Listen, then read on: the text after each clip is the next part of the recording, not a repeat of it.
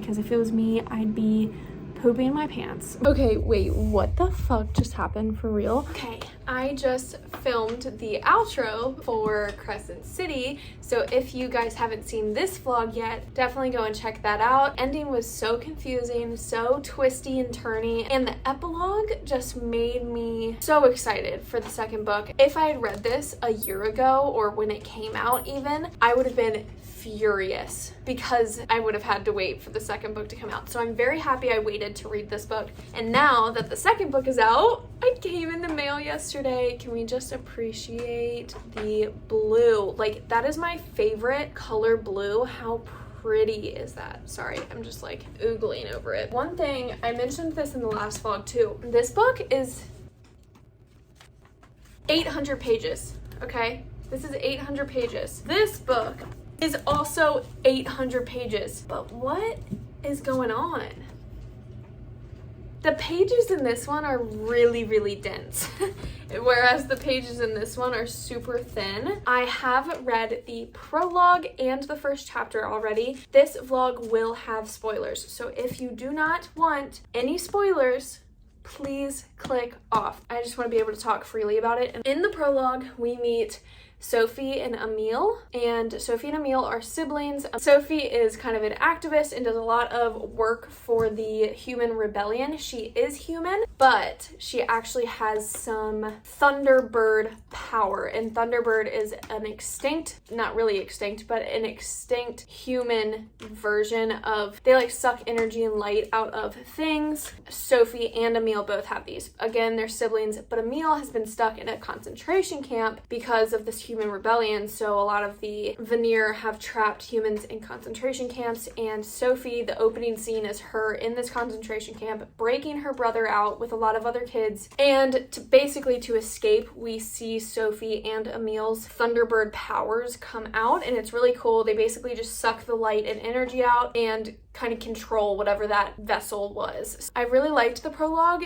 Again, it was really random. It was just like, I didn't know what was going on or who anyone was. Bryce and Hunt weren't in the prologue, and I kind of liked that, but I can see Sophie and Emile becoming characters, like main characters. There were some other characters mentioned. I'm not sure how present they'll be. And then I did read the first chapter, which was Bryce, her parents, and Hunt all at one of Juniper's like dance recitals. But I'll update when I can, okay? I'm so excited. So while I put on some mascara before I go into work, I thought I would tell you guys some of my hopes and dreams for this book and what I hope comes out of it. I was really disappointed about the map when I opened up the book. I was expecting there to be a bigger, better, more elaborate map of the world. I wanted more besides Crescent City because there's so many different like continents and things mentioned, not just Crescent City. So I was expecting a better map. That was a little upsetting. My mascara is running out, so it's like really dry. So I'm like barely even putting any on. Other than the map being a disappointment, I hope that we get more of the world. Just in the prologue, it's obviously set in a different city, different continent. I don't even know if it's a different continent. Who knows, because she's never said the word continent, but she keeps mentioning places like countries. I just want more of the world itself. I haven't looked up any spoilers. I've basically turned off my Bookstagram like from my phone. I have not visited Bookstagram because I'm ignoring everyone. This video will have spoilers, but I did warn you guys. I will talk to you later. So I've been reading for a little bit. I just got to chapter 5. I wanted to kind of update on a few things. One, I don't really like how Bryce has not mentioned Danica once, and I'm like 75 pages in. Like, Danica was one of the main characters in the last book, and she's just not mentioned at all. 2, I like how we're getting different perspectives. We just got Rune, his perspective, and we got Bryce and Hun, and now I think we're getting Tharian, I believe. We're just about to get his perspective. Like, we're getting so many perspectives, so I really appreciate that. But I am really annoyed that Danica, even her name has not been said. That's all for now. They just left a house party. Some big news just dropped. Some Fae Lord came to the party, and everyone got all defensive and upset, basically, because he was like, well, I came here to meet my fiance. So Bryce's dad and this other Fae's dad is putting them together, and Hun's not happy. So that's what's going on right now. Okay, you guys, I'm not gonna lie. I'm so tired right now, I can't even think straight. Another long day at work. I'm a Group X instructor at my second job, and I taught 3 classes today, so I'm just really tired, sweaty, and I want to go shower. But I did end up reading between classes. I got to like 15%. I'm listening to chapter 12, I believe, right now, which is a pretty long chapter. It's really good. I'm a little frustrated at some parts. I don't know how to describe it. It's like I'm frustrated, but I know that it's all happening for a reason. The whole Cormac coming in and saying like, you're my fiance, and he's an absolute asshole, and I'm just not into him, and I'm frustrated at that situation. And then we are getting a lot of Therion's point of view with his case. He's actually working on a case to find Sophie and Emile, who were in the prologue. So I think it's really interesting. Like, it's super cool how it's all gonna tie together. I'm just, right now, I'm frustrated. More so for Bryce and Cormac, her literal cousin, like they're distant cousins, and it's kind of gross. What else was there? Danica was finally mentioned. I was annoyed because she wasn't mentioned until like chapter 6 or 7. I was like, she was a big part in the last book, so that was a little weird. I just found out in like chapter 11, she's a part of this book in a big way again. So I really like that. I'm happy that she's being included because I love Danica. I'm a little foggy right now in my head, so I need to go shower and eat. I will update again when I do. I'm in the car again. I'm at Dunkin' Donuts waiting for my dad. We're getting breakfast together because we haven't seen each other in a little bit. And then I'm going to work until 6 again. So today is Friday. Thank God. I'm so ready for the weekend, and the weekend means I can update you guys a little bit more, which is nice. But I do have like 3 things to touch on. I think I'm like 25% of the way through right now. I think I'm on page like 170. One being the world building. I have loved this world since the first book, just like many people, but I will say this book does add a lot to the world building, and I'm not gonna lie, it's a little more confusing because say like one side of the street is glass, huge skyscrapers, pretty buildings, her apartment like very modern, and then on the other side of town it's like cobblestone streets, like I imagine like a medieval setting. And then we have like the underwater world, and there's just a lot of different settings combining. For my imagination, it's hard for me to imagine it, but I'm taking my, like, I'm getting there. I'm getting there. This was kind of like it was in the first book. I was a little confused about the world, but I still like it. I'm just like, my brain is having to work a little bit harder when I read the chapters. Loving the challenge. Okay, I have to pause because my dad's here, so I will talk to you guys in a little bit. It's like an hour later. I'm sitting at work. I'm gonna go in just a few minutes, but I wanted to finish what I was saying. Besides the world building part that's kind of like confusing, but I like it. I really am loving Hunt in his like situation, because what's going on right now, Therion, he's kind of bringing Sophie and Emile's situation, he's kind of investigating them. So he came to Bryce and was like, hey, Danica was associated with Sophie and Emile, do you know anything about this? Bryce is like, no, but I want to know more details about these kids, like who are they? So now they're kind of getting dragged into it, and Hunt is having a really difficult time with the fact that Bryce and him might get pulled into the human rebellion again. Hunt's past is like full of trauma with the human rebellion because he was on their side. But I like how we have a male character who isn't the one who's pushing for violence, who isn't pushing to start a rebellion or cause, you know, chaos. I like having a male character who's a little like anxious. So like Bryce and Hunt and like everyone is known as like, oh, they're Fae, they're really badass, like they're really trained, they're skilled in like the arts of fighting and, you know, shooting and whatever. They haven't shown that at all. There hasn't been like, besides the last book, like the last few pages of the book, like there wasn't really fighting scenes. Like Hunt didn't fight at all. There's been no, like, I'm looking forward to kind of some fight scenes, and maybe not fight scenes particularly, but like, do they train? I'm just waiting for more action, I think. Right now it's just full of politics. And now I'm sitting at home reading, so I am like still like 30% of the way through on chapter 22. Ophian and a character that we knew are related, and I didn't expect that, but I'm happy with it. Like, I like the outcome of that process, And I think that it's cool because now there's this found family being formed, and I kind of like that. And I have a prediction that there's another agent in Ophien. Do you need something that we actually know? But I don't want to predict it wrong, so I'm not gonna say who it is. But I think it's someone we've already met, because there's like an agent with an undercover name, and I think we've already met her. Okay. Oh, and I love the point of views we're getting. There's so many different point of views, so you're kind of seeing what their opinion and their take on the rebellion is. Dobie, I'm really trying to concentrate here. You see so many different reactions to this situation that they're in, and I really like that. So I'm gonna deal with Dobie and then read for the rest of the night. So stop. Hello, quick update. I am again by the window, as you guys remember in my last vlog, because the lighting in my apartment sucks. I am 50% of the way through the book, and there is so much going on. Like I said in the last clip, I don't even know where to update.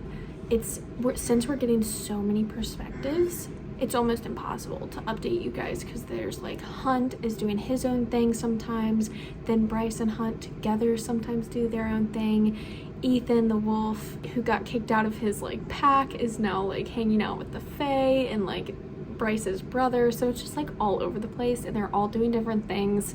And I do want to say that there is so much tension in this world and in this city with the politics. It's crazy and scary, and I don't know how Bryce and Hunt are like doing all of this and handling all of this, because if it was me, I'd be pooping my pants with how scared I would be. The whole city and everything is just drenched in power and politics. Who is that? Did you hear me talking? Okay, well, that's my little update for now. I think I'm gonna pause here for tonight. I'm going to my mom's to have dinner, and yeah, I'm not sure how much I'm gonna read tonight, but I will be updating tomorrow when I read then. Good morning. It's actually 10 a.m. on Sunday, so I did get some reading done last night. I'm like 55-60% of the way through. It's getting so good. So many different pieces are connecting, and I'm starting to make some theories about some stuff going on. I'm not going to mention it right now. There's some stuff, like I will spoil some things, but I kind of also want to keep some things a mystery in case you do want to read it, or, you know, whatever. But if you have read it, then you know what I'm talking about. There's just so many things going on, okay? But I'm actually wearing jeans right now. Can you believe it? I'm going to get my nails redone. I have to go to the grocery store. We have to get just a few things. Brock and I want to kind of have like a dessert date night tonight. Like, we're gonna bake a dessert together and then like maybe watch a TV show or something. I haven't watched Euphoria, and I've heard so many good things about it, and I really want to start it. So I think I kind of want to start it with him. I think he'll really like it too. But while I'm running all these errands, I will be listening to the book. Oh, I plan to go to Barnes & Noble. I shouldn't, okay, but there's a few videos that I plan to film in March, and I need to get the books for them, so I'm gonna go get the books. I got my nails done. Now I am at my mom's for a little bit.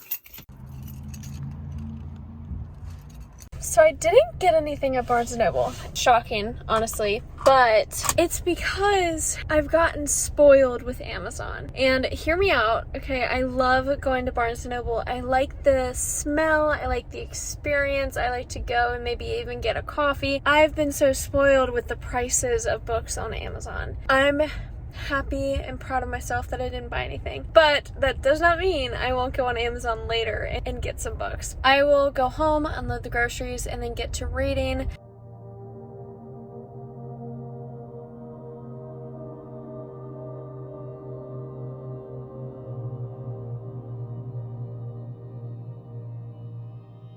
Good morning.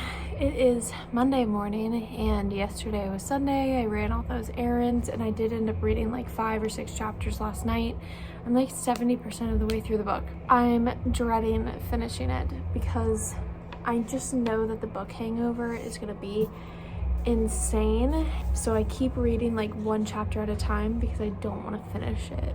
So I just read a chapter while I was on the treadmill, and Bryce seems to be pulling lots of Aelin from Throne of Glass vibes. What Bryce just did was, they've been on this search for the kid Emil, like the whole book. They're trying to find Emil. They found out his sister Sophie died, okay? But they're still trying to find Emil because he has this crazy Thunderbird power, and they know he's in Lunathia, they just don't know where.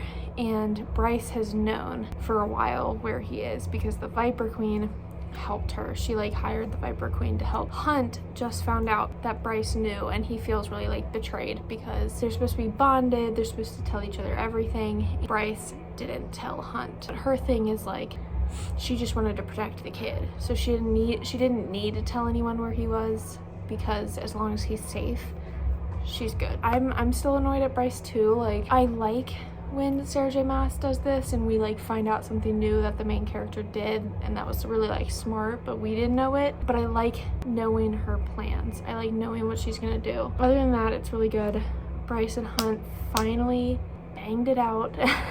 And Bryce is trying to learn how to teleport because Cormac knows how to teleport, and since they're kind of like related, they think that the Starborn power, like, she might be able to teleport.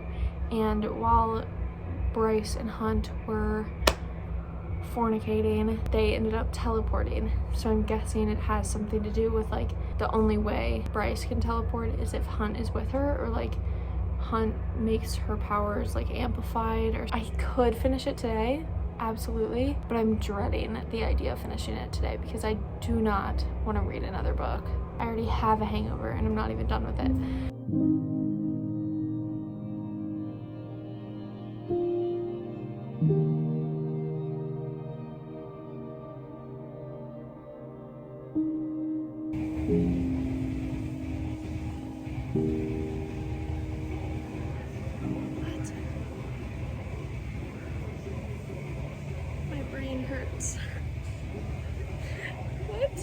Okay, I just finished cardio, but okay, wait, what the fuck just happened for real? We keep finding more and more out about Danica, and I'm like, girl had some secrets. And I just don't really like how Danica and Bryce were supposedly like best friends, like ride or die for each other, like the best of friends. Yet Danica seemed to not trust Bryce at all because Bryce doesn't know anything about Danica. I don't know if that's like Sarah J Maas wanting to make them best friends in the first book, and they are best friends, but then now are we trying to make Danica into like a villain, or like what are we trying to make Danica into? Like, I don't understand Sarah J Maas's goal with Danica. Okay, is she her best friend or not, you know? But wow, I'm shook. That happened on page 696, and I'm just like a little confused. I actually already put a red tab right there because I was like, huh? Am I angry? Is this a plot twist? Is this, what is going on? Red usually means angry, like I'm angry at the situation, betrayal, or plot twist. Wow, I was not expecting that. I'm almost done, and it is just a whirlwind right now. Like, so much is going on. There's so many different sides. There's teams. There's like Pollux and his crew, there's Pippa and her crew, there's Bryce and her crew, there's Celestina and Hypaxia. There's just so many different groups of people. There's the Asteri. Like, it's a little overwhelming sometimes to when I'm listening to it or like reading and the names are being listed off, and I'm like, okay, wait, Therian is a part of this group, but also he's helping this group. So it's like I'm constantly having to remember the like web of people, because somehow everyone is connected but not connected. And that's like the one thing that I think a reread will help when I do reread this. When the third book comes out, I think I'll greatly appreciate the rereads. I won't be able to take my time today, but I really, really don't want to finish it.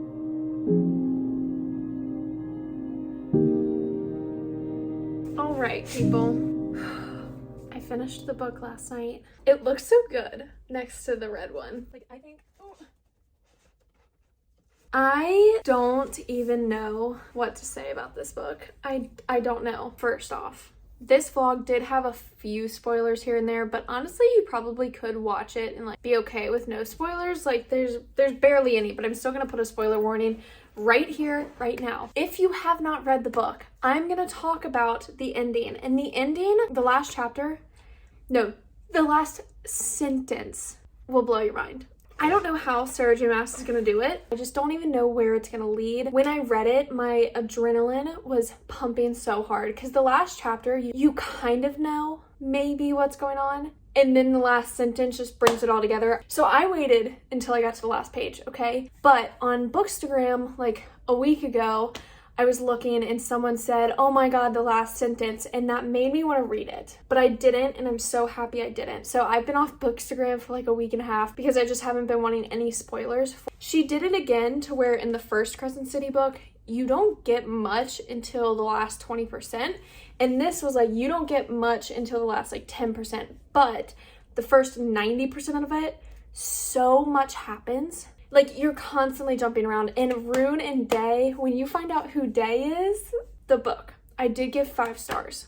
And I think I would go back and maybe give it 4.5, only because I liked the first book better until the end. Like, I like the end of this one, but I like the meat of that one. The density of this was a little too dense in my opinion. It could have been edited down and it could have stayed in Bryce's point of view for a little bit longer. But overall, I'm shocked about the ending. And I don't know how I feel. The whole metaverse is coming together, okay? Throne of Glass, there's portals to other worlds, to the universe. In ACOTAR, there's portals. And then there's this, where Bryce is literally jumped into a portal, into a gate, trying to get to Hell, to ask Hell for help on her planet. She's going to Hell. She's like, I need to go to Hell. The 7 princes are going to help me. They're going to come back to my planet and kill the Asteri. She jumps through the portal thinking she's going to Hell. And she winds up in ACOTAR's world. I don't know how to think. I don't know what I think. Because I love ACOTAR. And I love Throne of Glass. And I love Crescent City separately. But the fact that now 2 of them are connecting, I just don't know if I want it. Do I want this collab? Is it going to be a big collab? Do we have to read them in publication order now? There's so many things that I don't know how I feel about them. The element of surprise is what got me with this book. I was so surprised, shocked by the ending, sad, confused, excited. I did not know how to feel. And I still don't. That little note that I wrote in the last clip that you guys saw that said, I cannot believe this, it's because I couldn't talk during work and I had finished it at work. And it just leaves so many unanswered questions and I'm so excited for the next books. That is my review for this book. I did give it 5 out of 5 stars, like I said earlier. That's it for this video. Thank you guys for tuning in, and I will see you guys in the next one.